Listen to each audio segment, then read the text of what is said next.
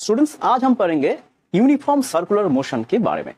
तो uniform circular motion क्या है? स्टूडेंट्स, अब देखिए, एक पार्टिकल जो एक सर्कुलर पाथ को फॉलो कर रहा है, ये particle in A motion following a circular track, तो यह है सर्कुलर मोशन। बट ये यूनिफॉर्म कब होगा?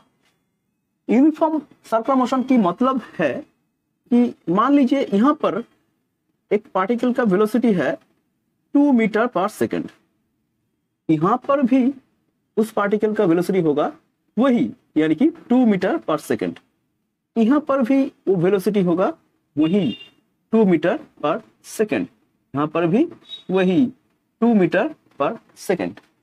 इसे कहते हैं यूनिफॉर्म सर्कुलर मोशन, यानी कि एक पार्टिकल सर्कुलर पाथ को फॉलो कर रहा है और उसका जो स्पीड है वो स्पीड कांस्टेंट है, इसे कहते हैं यूनिफॉर्म सर्कुलर मोशन। तो स्टूडेंट्स, ये भी हम कह सकते हैं कि ये पार्टिकल इक्वल टाइम इंटरवल पर इक्वल आर्क ट्रेवल करेगा। कैसे? मान लीजिए यहां से यहां तक ये पार्टिकल 1 से 2 पॉइंट पर आ रहा है, यहां पर ये पार्टिकल जो आर्क ट्रेवल किया मान लीजिए वो s है, और यहां पर पार्टिकल ने जो टाइम लिया वो है t। तो फिर जब ये पार्टिकल 2 से 3 पॉइंट पर आएगा, मान लीजिए 2 से 3 पॉइंट तक ये आर्क की डिस्टेंस है s, तो यहां पर भी 2 से 3 तक आने के लिए भी ये पार्टिकल टाइम लेगा t। ओके, तो इक्वल टाइम इंटरवल पर इक्वल आर्क जब ये पार्टिकल ट्रैवल करेगा तो उस पार्टिकल का मोशन को हम कहेंगे circular motion with uniform speed. Okay, इसे कहते हैं यूनिफॉर्म सर्कुलर मोशन। तो स्टूडेंट्स, क्या हम ये कह सकते हैं कि यूनिफॉर्म सर्कुलर मोशन करने वाला जो पार्टिकल है उसका वेलोसिटी भी यूनिफॉर्म है? क्या ये हम कह सकते हैं? स्टूडेंट्स, ये है वो सर्कुलर ट्रैक। ओके, मान लीजिए यहां पर उसका जो वेलोसिटी है वो है, उसका वेलोसिटी का मैग्नीट्यूड है v और उसका डायरेक्शन है इस तरफ। जब वो यहां पर आया उसका वेलोसिटी का जो मैग्नीट्यूड है वो v ही रहा, लेकिन उसका जो डायरेक्शन है वो क्या प्रीवियस डायरेक्शन की बराबर है? नहीं है ना। जब ये पार्टिकल यहां पर आ जाएगा उसका वेलोसिटी का जो मैग्नीट्यूड है वो उसका वेलोसिटी का जो मैग्नीट्यूड है वो भी ही है, लेकिन क्या उसका डायरेक्शन प्रीवियस डायरेक्शन की बराबर है? नहीं है। तो velocity means magnitude and direction, क्योंकि वेलोसिटी एक वेक्टर क्वांटिटी है। वेलोसिटी के बारे में आपको डिस्क्राइब करने के लिए वेलोसिटी का मैग्नीट्यूड भी जरूरी है, उसके साथ उसका डायरेक्शन भी जरूरी है। तो यहां पर वेलोसिटी का मैग्नीट्यूड सेम है, लेकिन उसका जो डायरेक्शन है वो चेंज हो रहा है। ओके, यहां पर डायरेक्शन है ईस्ट की तरफ, यहां पर डायरेक्शन है नॉर्थ की तरफ, यहां पर डायरेक्शन है वेस्ट की तरफ। ओके, अगर हम ऐसे सोच ले, नॉर्थ साउथ ईस्ट वेस्ट, यहां पर जब आएगा उसका डायरेक्शन हो जाएगा साउथ की तरफ। तो यहां पर हम ये नहीं कह सकते हैं कि इसका वेलोसिटी यूनिफॉर्म है, इसका वेलोसिटी का मैग्नीट्यूड सेम है लेकिन इसका डायरेक्शन चेंज हो रहा है, यानी कि वेलोसिटी यूनिफॉर्म नहीं है, वेलोसिटी चेंज हो रहा है। तो वेलोसिटी चेंज कहां होता है? जहां पर एक्सेलरेशन होता है, एक्सेलरेशन और रिटार्डेशन होता है। ओके, तो यहां पर क्या एक्सेलरेशन और रिटार्डेशन हो रहा है? पार्टिकल जब सर्कुलेट कर रहा है क्या वहां पर कोई एक्सेलरेशन है?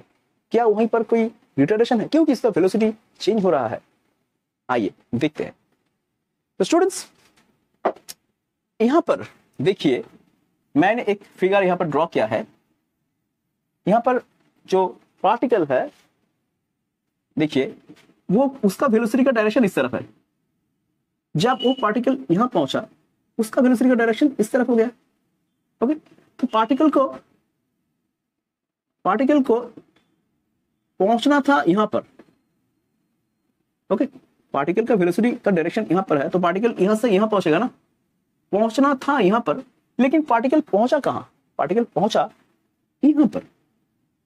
ओके, फिर देखिए, पार्टिकल का वेलोसिटी का डायरेक्शन के बराबर अगर वो जाए तो पार्टिकल को पहुंचना चाहिए यहां से यहां तक। ओके, लेकिन पार्टिकल पहुंचा कहां?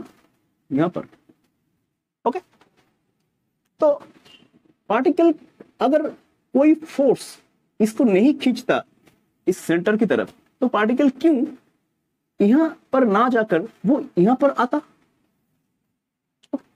जरूर कोई फोर्स इसे सेंटर की तरफ खींच रहा है, क्योंकि अगर कोई नहीं खींचता उस तरफ तो पार्टिकल को यहां से यहां तक आना चाहिए था, वो क्यों यहां तक चला गया?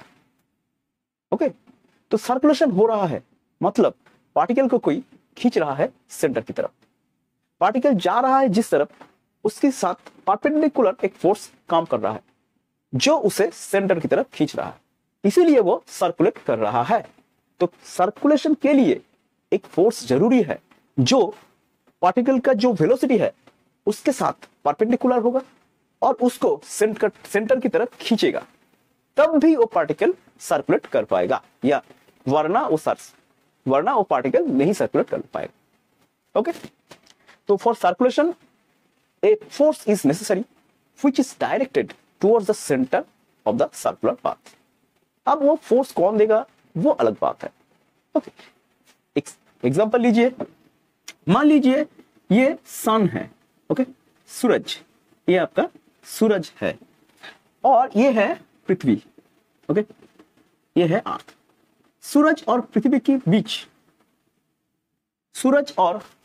के बीच एक फोर्स काम कर रहा है। क्या है वो फोर्स? वो है ग्रेविटेशनल फोर्स। ओके, वो फोर्स सूरज वो ग्रेविटेशनल फोर्स के जरिए पृथ्वी को अपनी तरफ खींच रहा है और पृथ्वी जाना चाहता है इस तरफ, उसको जाना है इस तरफ, लेकिन सूरज खींच रहा है तो पृथ्वी वहां पर ना जाके चला गया यहां पर। अब वो पृथ्वी जाना चाहता है इस तरफ, लेकिन सूरज तो उसे खींच रहा है इस तरफ, वो वहां ना जाकर चला गया यहां पर। अब वो जाना चाहता है यहां पर, लेकिन सूरज खींचा इसलिए वो चला आया यहां पर। अब वो जाना चाहता है यहां पर, सूरज खींचा वो चला आया यहां पर। अब वो जाना चाहता है इस तरफ, सूरज खींचा वो चला आया यहां पर। अब वो जाना चाहता है इस तरफ, सूरज खींचा वो चला यहां तक। देखिए, सूरज अगर नहीं खींचता तो ये क्या सर्कुलेट कर पाता? उत्तर है, आंसर है नहीं सर, ये सर्कुलेट नहीं कर पाता। सूरज खींच रहा है इसीलिए ये सर्कुलेट कर रहा है, यानी कि इसे सर्कुलेट करने के लिए एक खींच की आवश्यकता है जो उसे सेंटर की तरफ खींचेगी, जो यहां पर ग्रेविटेशनल फोर्स जो काम कर रहा है। ओके, तो सेंटर की तरफ जो फोर्स जरूरी है सर्कुलेशन करने के लिए उसे कहते हैं सेंट्रीपिटल फोर्स। किसी ना किसी को यह सेंट्रीपिटल फोर्स देना चाहिए, वरना पार्टिकल नहीं घूमेगी, वरना पार्टिकल नहीं सर्कुलेट करेगी। देखो यहां पर यह पृथ्वी को सर्कुलेट करना है, लेकिन अगर ये सन ग्रेविटेशन से नहीं खींचता तब क्या पृथ्वी सर्कुलेट कर पाता? नहीं ना, नहीं कर पाता। तो सर्कुलेट करने के लिए एक खींच जरूरी है जो सेंटर की तरफ होगा। वही फोर्स को हम कहते हैं सेंट्रीपिटल फोर्स। उस फोर्स को किसी ना किसी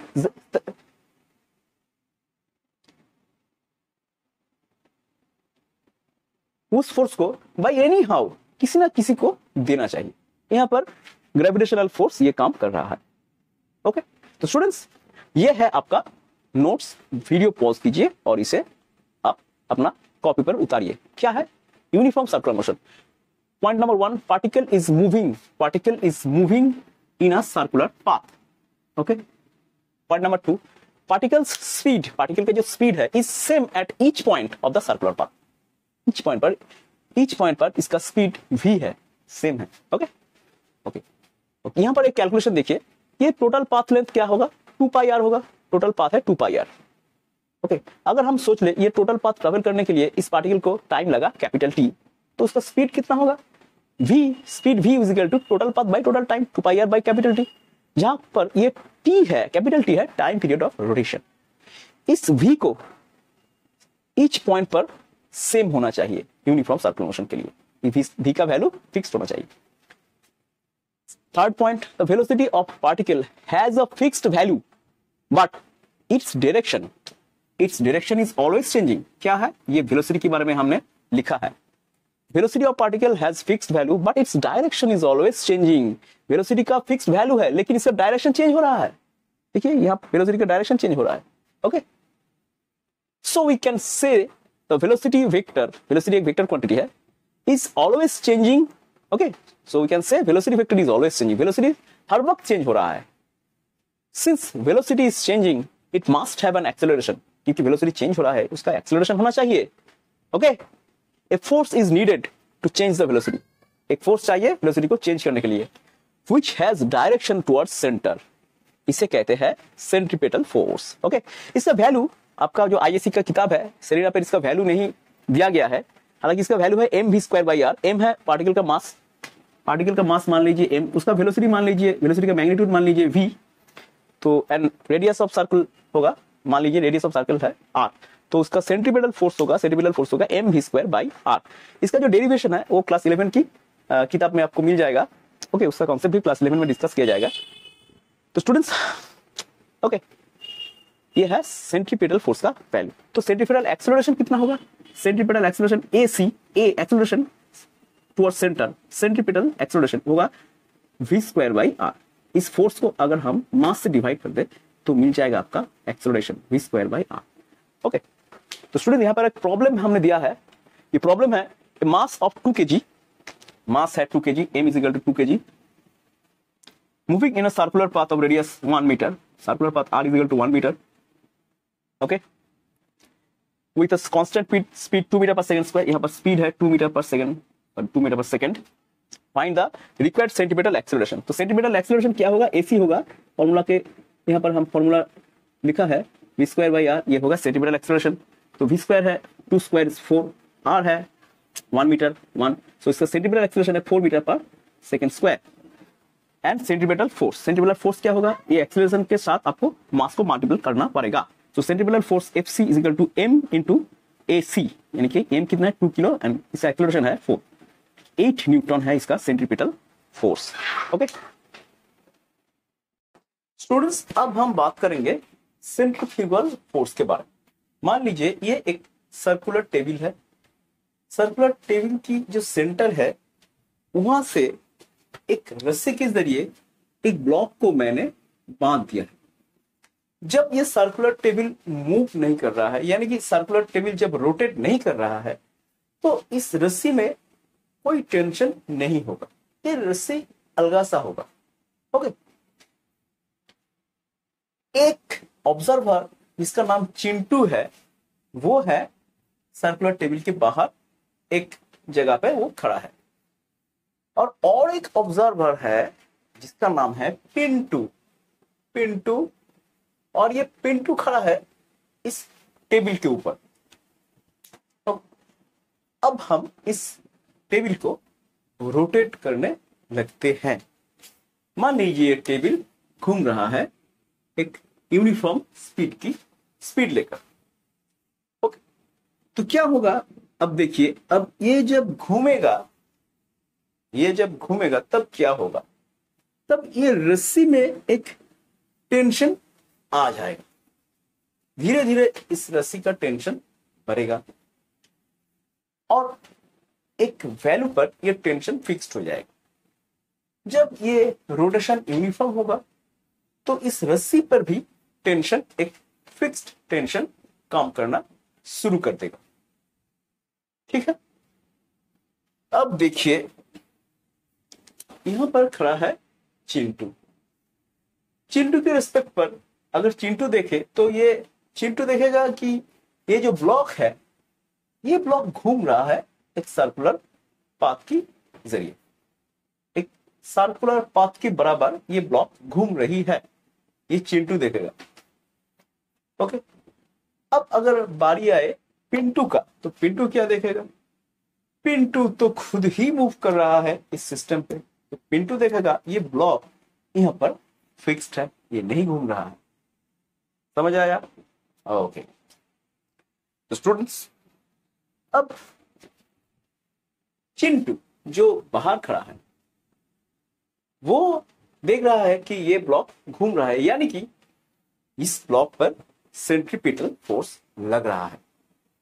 ये घूम रहा है, यानी कि इसका जो वेलोसिटी ये चेंज हो रहा है, और इस ब्लॉक पर एक सेंट्रीपिटल फोर्स लग रहा है. कौन ये सेंट्रीपिटल फोर्स दे रहा है? इस रस्सी का जो टेंशन है, इस टेंशन इस टेंशन, इस रस्सी का जो टेंशन है सेंटर की तरफ, ये टेंशन दे रहा है रिक्वायर्ड सेंट्रीपिटल फोर्स घूमने के लिए। ये चिंटू देख रहा है। और अब आइए पिंटू की ओर। ओके, तो ये पिंटू क्या सोचेगा, ये ब्लॉक क्यों स्टेशनरी है? ठीक है, ये ब्लॉक पिंटू के रेस्पेक्ट तो स्टेशनरी है, ये तो ब्लॉक मूव नहीं कर रहा है। ओके स्टूडेंट्स, तो पिंटू ये तो देख रहा है कि एक इस ब्लॉक पर एक टेंशन लग रहा है, ये पिंटू देख रहा है। पिंटू इस टेबल पर ही है, लेकिन पिंटू ये तो समझ रहा होगा कि इस रस्सी में एक खींच आ चुका है, और ये खींच मैं इसका नाम देता हूं टी। तो ये टी वाला जो टेंशन ये रस्सी पर है, ये ब्लॉक पर टी टेंशन काम कर रहा है, पिंटू देख रहा है। फिर भी ये ब्लॉक वहां पर स्टेशनरी है, ये भी पिंटू देख रहा है। तो अगर एक ब्लॉक पर एक फोर्स लगेगा तो वो ब्लॉक कैसे स्टेशनरी रह सकता है? पिंटू देख रहा है कि पिंटू को ये दिख रहा है कि ब्लॉक पर इस रस्सी के जरिए एक टेंशन लग रहा है, फिर भी वो ब्लॉक वहां पर स्टेशनरी है। तो पिंटू को इस ब्लॉक का जो इक्विलिब्रियम है, इस ब्लॉक का जो रेस्ट पोजीशन है, इस ब्लॉक का रेस्ट पोजीशन और इक्विलिब्रियम को एक्सप्लेन करने के लिए पिंटू को रिक्वायर है एक फोर्स की, जो फोर्स काम करेगा इस ब्लॉक के ऊपर सेंटर से बाहर की तरफ, सेंटर से बाहर की तरफ, सेंटर से बाहर की तरफ। तब जाके ये पिंटू एक्सप्लेन कर सकेगा कि ब्लॉक क्यों स्टेशनरी है। समझ आया? पिंटू टेबल पर है, ये टेबल घूम रहा है। जब ये टेबल घूमने लगेगा तब इस रस्सी में खींच आ जाएगा, एक टेंशन आ जाएगा। पिंटू तो देख रहा है कि ब्लॉक पर एक टेंशन काम कर रहा है, तो ब्लॉक क्यों नहीं उसकी तरफ आ रहा है, ब्लॉक तो वहां पर स्टेशनरी है। तो पिंटू सोचने लगा कि जरूर इस ब्लॉक पर एक फोर्स और लग रहा है, वो फोर्स है सेंटर से बाहर की तरफ। ये पिंटू सोच रहा है। इस सेंटर से लेकर बाहर की तरफ फोर्स को अगर पिंटू नहीं सोचेगा तो इस ब्लॉक का स्टेशनरी रहने का जो कॉज है, उस कॉज को पिंटू कैसे एक्सप्लेन करेगा?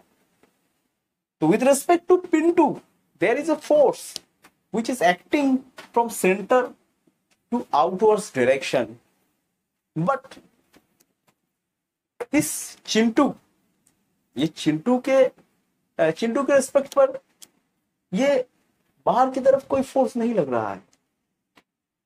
चिंटू देख रहा है कि ब्लॉक तो घूम रहा है। ओके, इस ब्लॉक घूम रहा है यानी कि इसका डायरेक्शन, इसका जो वेलोसिटी का डायरेक्शन वो चेंज हो रहा है। ओके, और ये ब्लॉक कैसे चेंज कर रहा है वेलोसिटी डायरेक्शन?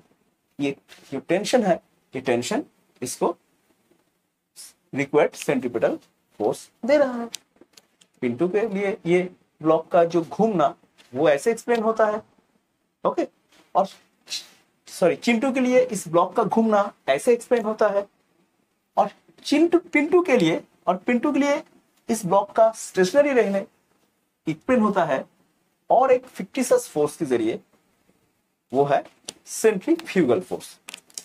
ये सेंट्रीफ्यूगल फोर्स पिंटू के रिस्पेक्ट पे ही है, चिंटू के रिस्पेक्ट पे ये सेंट्रीफ्यूगल फोर्स नहीं है। ओके, अब एक मैं काम करता हूं, ये घूम रहा है, ये घूम रहा है, ये घूम रहा है, मैं करता हूं कि इस रस्सी को यहां से काट देता हूं। देखिए अब क्या होगा, रस्सी को अगर मैं काट दिया तो रस्सी, तो ये ब्लॉक क्या होगा, ये ब्लॉक ऐसे मूव करके चला जाएगा, ऐसे चला जाएगा, ऐसे चला जाएगा।